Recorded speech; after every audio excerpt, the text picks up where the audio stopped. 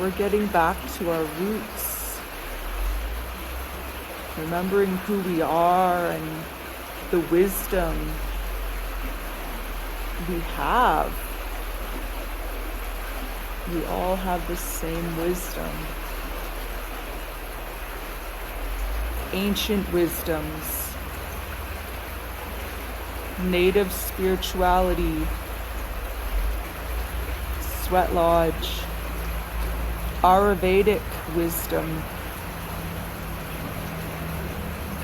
We look to all the ancient wisdoms of how to be the best version of ourselves. How, with our individual physical differences, to eat the healthiest diet for us personally.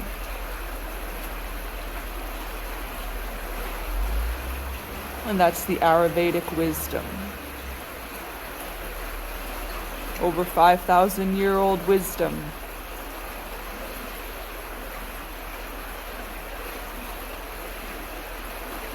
And return to our native, natural wisdom.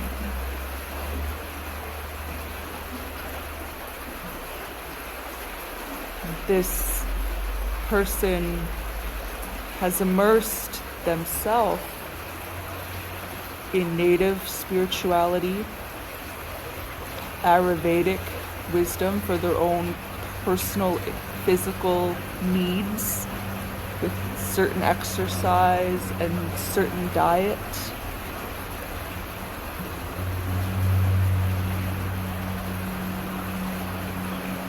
It's a beautiful thing to gain wisdom from our physical differences, as well as see that as a whole we are inseparable. And there is this oneness, knowing we are all mere reflections of ourself. And when we blame or judge and have a finger pointing at another, we have 3 fingers pointing back at ourselves. And what we're seeing and judging and blaming in others are fears and insecurities within ourselves. The more honest we get with ourselves, the more we realize the truths of this wisdom. This very ancient wisdom that we are all one. We remember where we were before the Big Bang and see ourselves as one and the same. That's a great song by 311, by the way. And so many songs and books and spiritual practices and ancient wisdoms and documentaries and docuseries and resources of every kind, including individual personal experiences being shared, being a huge resource to us all to learn from each other infinitely. And as more of us share our truth and tell our stories and share our personal experiences and share our research and share our findings and share other resources that have resonated with our heart and make sense, and the scientific evidence showing that everything is energy, as we learn in the science of quantum physics. Everything always has been and always will be eternal life energy, moving in form, through form, and out of form, creating and sustaining and animating, however you want to put it, all forms. That's what we are, energy.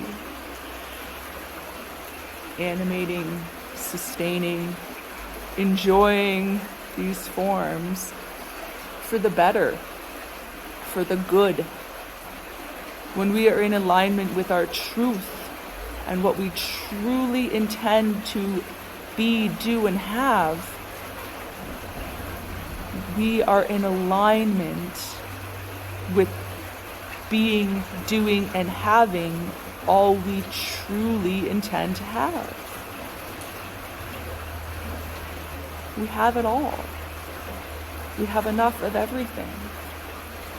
We are enough. And that's another excellent resource. The book Enough, Remaking Your Life and the World with Just One Word. And yes, we might have said that title slightly incorrectly, but we know it's Laurie McCannon who wrote the book Enough, bright orange cover with a feather on it. And it's remaking the world and yourself, something like that, with just one word. And simply being good with being imperfect in these physical forms. Being imperfect is not always remembering every little detail of every little thing, for example, which we just demonstrated in not being sure if we had that entire title exact. And it's good. It's good to recognize when we're being impatient, when we said something incorrectly or we're not quite sure. We admit that we're not quite sure because we're not know-it-alls. To be a know-it-all is to be more egoic, more stuck in this logical ego thinking, which is not very logical most of the time. Because is it logical to blame others for things? Is it logical to deny our part in things? These are the things of the ego. Ego is judgment, fear, blame. Ego is guilt and remorse. Ego is violence or victim mentality. So this is the wisdom to know the difference between our physical brain, which we often refer to as the logical and often egoic thinking brain. The physical brain often spirals.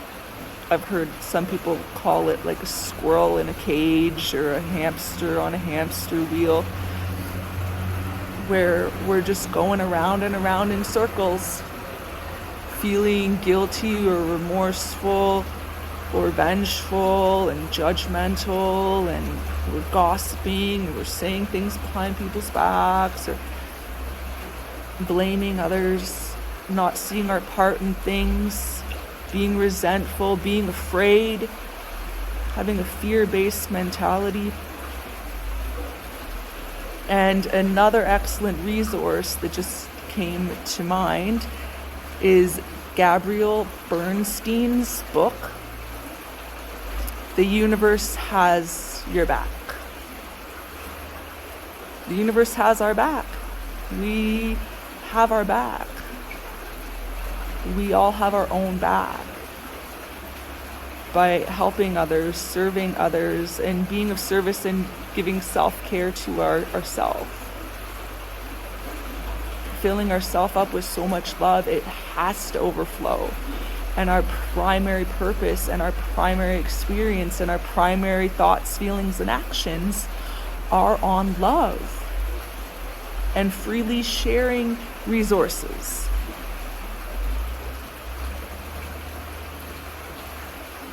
Giving love and respect freely, expecting nothing in return.